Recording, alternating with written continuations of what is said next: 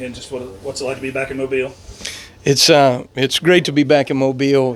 I was telling Melissa, I said, it's kind of you're you're doing so many things, getting prepared for the season and getting ready to go, and all of a sudden you hit a bye week, and there's other things, obligations and recruiting, and then certainly an opportunity to come down here and speak. And I thought, man, I'm going to Mobile today, so it's really enjoyable to be back here.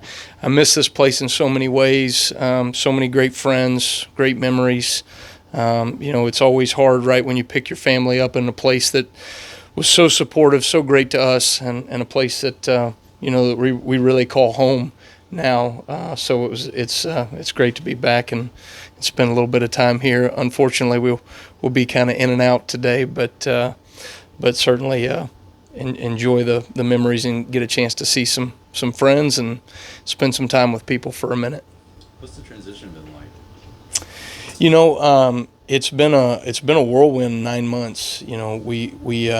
There's so much to get done when you're building a football program, and when Coach Saban walked out the door in January, and in comes Kalen DeBoer, and then the rest of us as a coaching staff. There's so many things that you have to identify to figure out. Okay, what are the pieces that we keep of this program? And certainly there's so many attributes and from a success standpoint that they've had, but also what do we make authentically Kalen DeBoer's, and so figuring those pieces out, little things even from going from an afternoon practice team to a morning practice team and getting our players accustomed to all those things, retaining your players, introducing new scheme, building a recruiting for the next 2 classes coming up. All those things have to be done in a short amount of time, and I think Coach DeBoer has done a really tremendous job of really cutting out the things that so that we can keep the main thing over the first 9 months here. And I think it's given us a chance to go win football games here in the fall. And certainly I think we're off to a good start. There's plenty of things to fix, and there's a lot of things that have to get done on this bye week as we move into SEC play. But I've really enjoyed the transition of being a defensive coordinator again. I missed calling plays, and I forgot. I told Melissa after the first night against Western Kentucky, we're rocking and rolling. You lay down in bed, and you go, man, I forgot how much I enjoyed calling football plays again. So that's been a fun addition. What can you do in Alabama that you can do somewhere else? Well, I think I think one of the great things about being at Alabama, and certainly there's been many great coaches over the years that have set this program on a trajectory that we are now, but Coach Saban certainly as much as anybody. Everyone in our building is committed to becoming the best version of themselves at what they do, from a resource standpoint, from a talent standpoint. Certainly the support systems that we have, starting with Greg Byrne and our athletic director, and it filters through every support position, coaching member, player. We're all striving to become the best versions of ourselves, and when you do that with the talent and resources that we have, you have an opportunity to do some really special things on a football field. And so I think certainly the sky's the limit, but the expectation is that we find a way to get those things done, and so that's what we work for day in and day out. You saw Ryan Williams a lot, obviously, at the high school level. What's it like to be on his team now and see him close every day? Ryan, it's fun for me, specifically seeing young men from Mobile accomplish things at a really high level. I've got to see Ryan as a young player, and people start talking about him in this community, and then all of a sudden, you start hearing him in the college football world and then on the national level. And it was very evident when Ryan walked in the door in summer workouts that this young man has something special about him. And I've been so impressed by how consistent he is, his ability to retain information in our offense. We do a lot of things offensively. We put a lot on those guys from receiving core. And he's been able to really retain those things. He's been able to hold those things, and when he makes a mistake, he's been able to fix it and then keep that correction moving forward. And then, when the ball comes his way, he's a playmaker, and we all know that in Mobile, but I think the rest of the country's starting to figure that out, and certainly glad that he's on our side and that we don't have to defend him on Saturdays. Speaking of guys from Mobile, what have you seen from Deontay Lawson these first couple games? Deontay has been so impressive to me. I think his elite skill set is his ability to communicate, to anticipate what is coming, diagnose, and then get that communicated to the rest of the players on the field. This is the first year that we've had the green dot communication where we can now communicate to somebody on the field via wireless communication. And so he's really my voice on the field. He's my guy that can communicate what needs to happen on this upcoming play. Defense is inherently reactionary, right? When the offense comes out in a personnel formation, backfield set, whatever it is, and the defense reacts to it. When you have a player like Deontay Lawson, we can play with anticipation. He can recognize formations, backfield sets, situational awareness so that we can play with anticipation. That's the difference between, a PBU and an interception. It's a difference between a quarterback hurry and a sack cost fumble. And I think his ability to communicate to some of these younger players has made the difference over the first 3 games. Malachi Moore, an extension of you on the field as well. We've seen him be very energetic with some of the players during the sidelines or on the sidelines as well as in the game. Talk about his influence on your team as well. Yeah, Malachi, he has seen a lot of football. He has, I've said this before, experience is finite in college football. There's only 11 bodies that can represent your defense, offense, special teams on any given moment in the season. And so their ability to utilize the experience of a guy like Malachi for players, particularly on our back end defensively, that lack experience. They're true freshmen. They're coming out for the very first time playing, and I think they would not be able to do what they are doing without the experience of a guy like Malachi that can help communicate some of the things and again, play with anticipation. Deontay Lawson, Malachi Moore, those guys have played a lot of football, and those players we're able to kind of rely a little bit on their experience, even for the players that don't have that experience right now. And so, Malachi sets the standard for what it's supposed to look like. He's probably our hardest worker in practice day in and day out. He knows what it's supposed to look like. He's been in those tough, difficult moments. And certainly his leadership is something that we lean on day in and day out. You got a couple other South Alabama guys on your staff, Coach Hidd and then Freddie Roach. Just what it's been like to work with those guys? Yeah, it's fun. I never got a chance to work with Freddie when I was at South Alabama, but certainly have known him over the years and have tremendous respect for him. I think he gets his guys to play so hard. He's a tremendous recruiter. He's a great teacher, and creates a lot of buy-in in his room. And those guys have tough jobs. They're going up against the best offensive lines in the country and the best backfields and some quarterbacks that really know how to navigate the pocket. And so he's done a really tremendous job over his last few years at Alabama, and we were fortunate enough to be able to retain him on staff.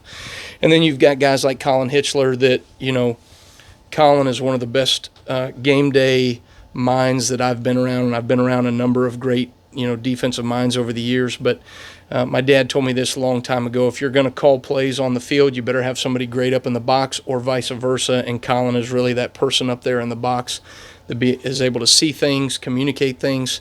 We did that for 2 years together in the Sun Belt at South Alabama when I was a defensive coordinator, and it's kind of fun getting the band back together, doing it now in the SEC. You talked about resources at Alabama. Have you had that moment to where it's just like, wow, this is a big-time program, this is the top of the heap? Can you just tell us anything about that, coaching at Alabama?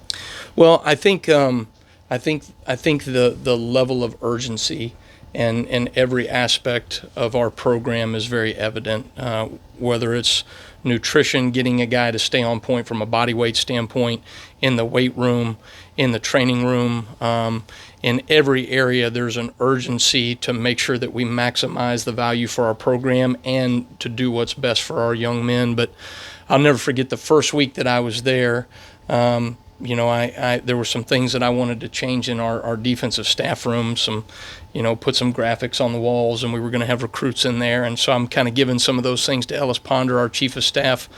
And I think within 45 minutes, there were 14 maintenance workers in that room ripping stuff off the walls. They had renderings of what they wanted to do within 36 hours, and that thing was just about done in a week and a half. So there's just an urgency to get things done at a high level. And when you have people that do that, you can allow young men to strive to become the best versions of themselves.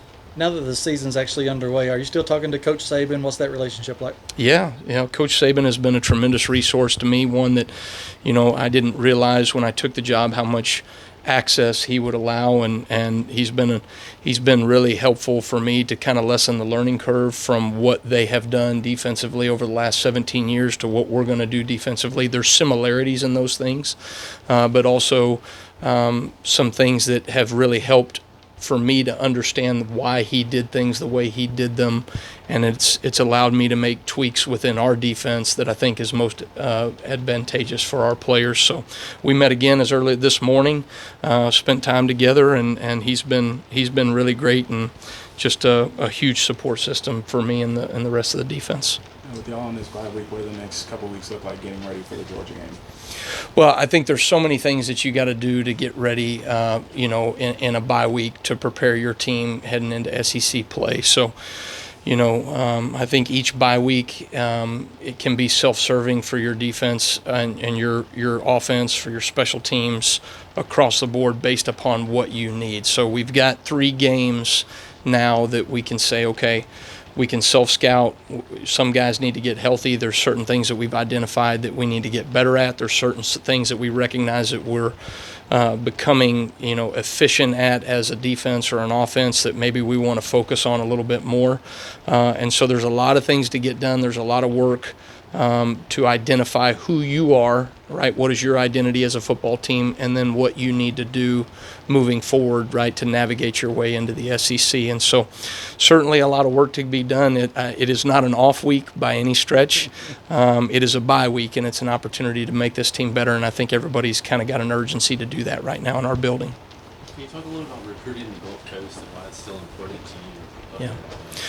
Well, I think, if you look at this, our program specifically, some of the best players in Alabama's history have come from this area. And we're, right now is no different with, young men like Deontay Lawson and Ryan Williams. And for us to be able to get the best players out of the state of Alabama is certainly going to be a priority for us, and something that we're going to make sure that we always focus on, particularly in this area. I think Jim Nagy said it maybe a year ago. I think the best, per capita, there's more players in the NFL right now than anywhere else in the country, and I think that speaks to the level of talent in this area, the level of coaching, the love of the game of football is very evident in the high schools around this area, and certainly we want to make sure that we tap into that in our past and certainly moving forward in our future. What's an early assessment of Georgia? They had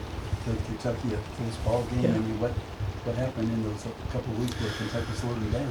Well, I think when you look at Georgia, obviously they've had a tremendous success. I think when you look at regular season games, I mean, they've won a tremendous amount over the last 4 or 5 years. I mean, they've had a lot of success. They play great defense, very opportunistic, very attacking style, aggressive from a defensive standpoint. I think from an offensive standpoint, they've had, a quarterback in Carson Beck that can attack you laterally and vertically. They've got offensive skill players that create one-on-one matchups and space issues in terms of tackling. They've got an offensive line that can create, force double teams, and so they present a lot of challenges in a number of different areas. But when you look at it at the end of the day, it's really college football is about who wants it more on that given Saturday. And so what we've talked to our players about is they're going to do things schematically, we're going to do things schematically that put us in the best advantage to win the game. But ultimately, the ball is going to get spotted, and whoever wants it more, whoever's going to play the most physical in that moment is going to win the game. And so sometimes I think keeping the main thing in games like this is really important.